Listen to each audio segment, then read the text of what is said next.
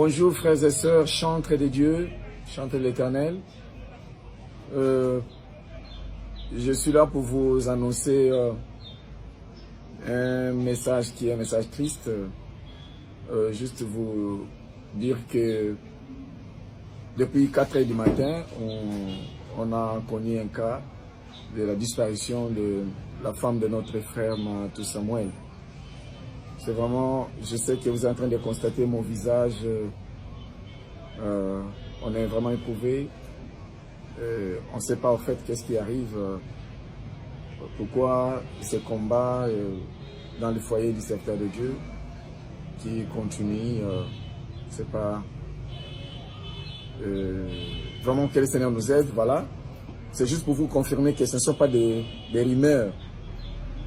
J'ai essayé même d'appeler certaines aînées pour leur communiquer ce message parce que je venais de parler avec son mari tout à l'heure que c'est suite à un arrêt cardiaque que maman nous a quittés. Alors le programme vous sera communiqué d'un moment à l'autre parce que c'est aujourd'hui que la chose est arrivée. À partir de ce soir et demain, restez toujours connectés à notre chaîne, notre site officiel, pour recevoir toutes les informations fiables, précises surtout, et précises. Excusez-moi. Ne suivez pas les déviations médiatiques, parce que vous savez, à ce moment, beaucoup vont profiter de l'occasion pour communiquer de n'importe quoi, raconter ce qui n'existe pas et qui n'a jamais existé. Vraiment, soyons tous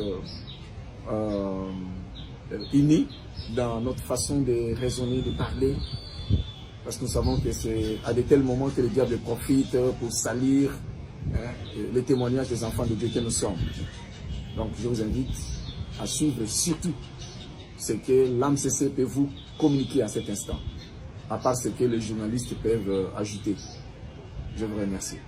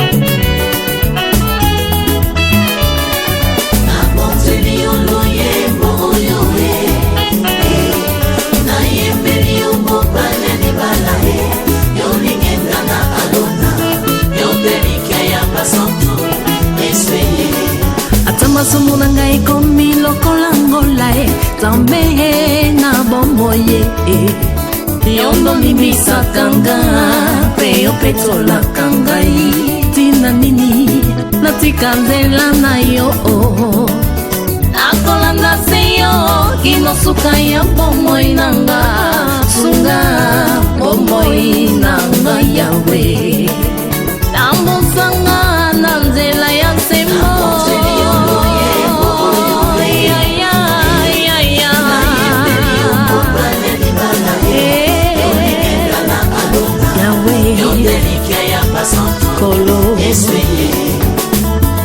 Yo na papa bozali moko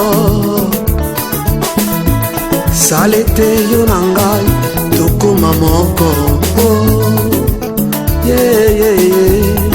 nazala mokanda yokoma makomi na luyembo na nga bato basuwa bomo nga biloko yo nde mungwa yopesanga saveur yo osiyanga rivière papa inondenga aikoni yo moto papa pelisanga ozamai neve na pusa papa sulagenga mwana mpate aleluya nzambe na fomo kembo nanga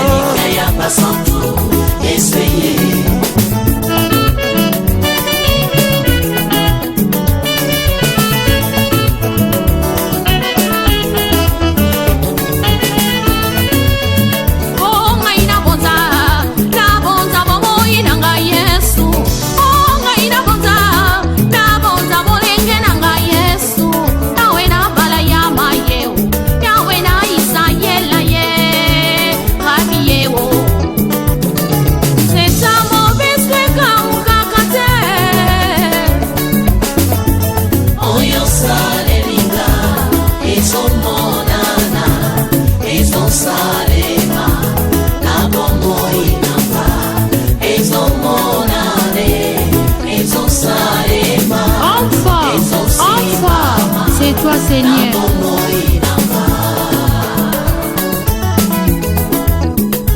Vaina ye kotombola kiti ya bokonti ye